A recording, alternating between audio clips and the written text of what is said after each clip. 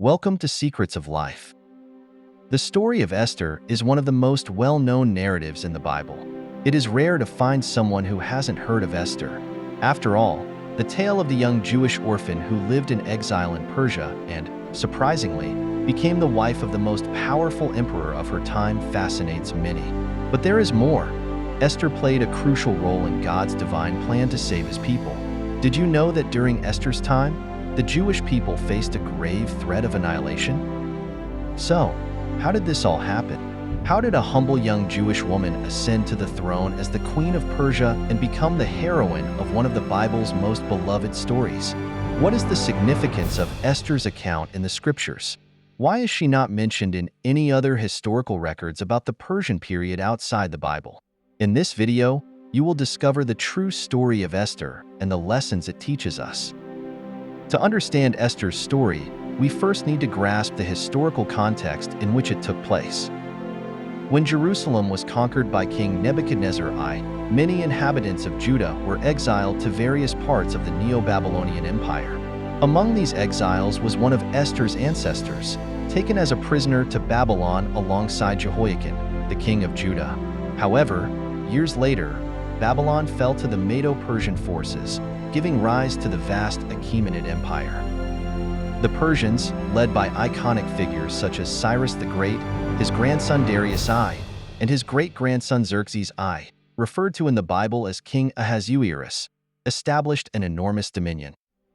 King Ahasuerus ruled Persia from 486 to 465 BC. It was during this time that the young Esther would have lived.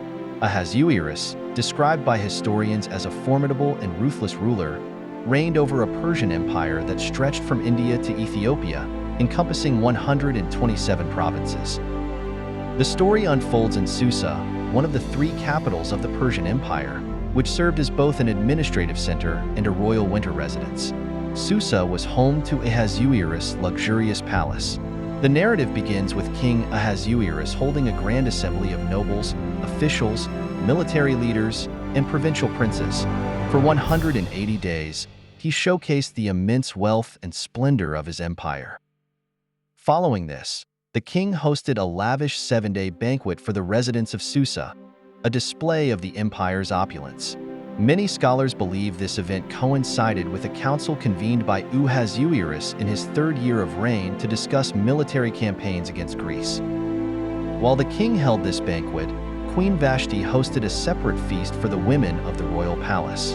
At a certain point, Ahasuerus summoned Vashti, ordering her to appear before the assembly wearing her royal crown to display her beauty. However, Vashti refused, likely perceiving the request as humiliating. Enraged by her disobedience, Ahasuerus stripped Vashti of her title as queen. Later, as his anger subsided and he perhaps began to miss her, his advisors recommended searching for a new queen among the most beautiful virgins in the kingdom. One of these young women was a Jewish orphan named Hadassah, whose Hebrew name means myrtle, a type of shrub. She was also known by her Persian name, Esther. Raised by her cousin Mordecai, a Benjaminite, Esther grew up navigating two contrasting worlds, her Jewish heritage and the pagan society of Susa. Esther was taken to the royal harem, where she received special care from Haggai, the custodian of the king's concubines. Esther immediately gained Haggai's favor, and he provided her with exclusive beauty treatments, special food, and the best accommodations in the harem. During this time, Mordecai instructed her not to reveal her Jewish ancestry.